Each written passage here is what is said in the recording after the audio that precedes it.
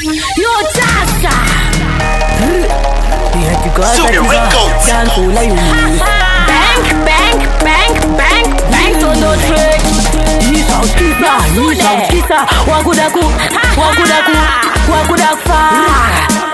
don't make noise America.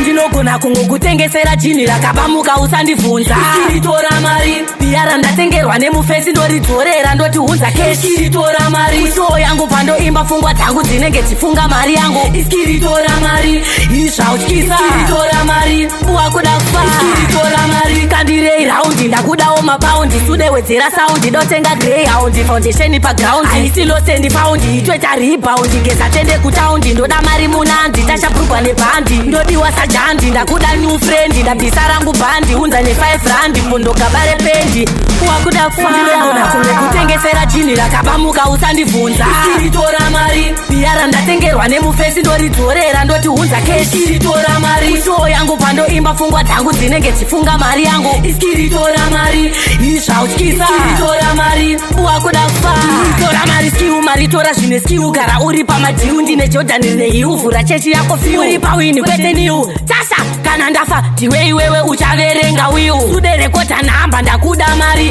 rikande kumafanzi titore mari nobuda kuna mwari kwete muhari cash mula dola ndinogona kutengesera jini rakabamuka usandivhunza. Iskiritora mari piara ndatengerwa nemufesi ndoridzorera ndoti hunza keshi. Iskiritora mari usho yangu pandoimba pfungwa dzangu dzinenge dzifunga mari yangu. Iskiritora mari izvautyisa. Iskiritora mari wakuda kufa.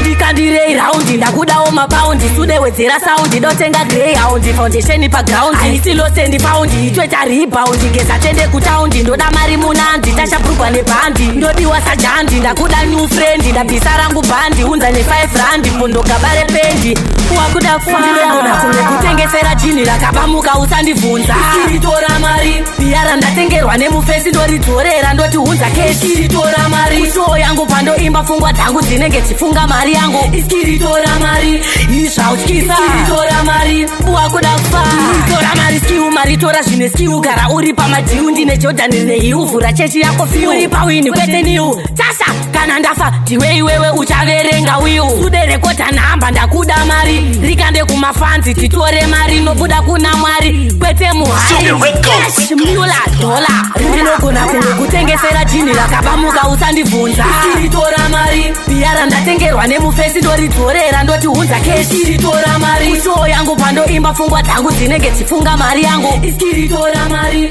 izvautyisa. Iskiritora mari wakuda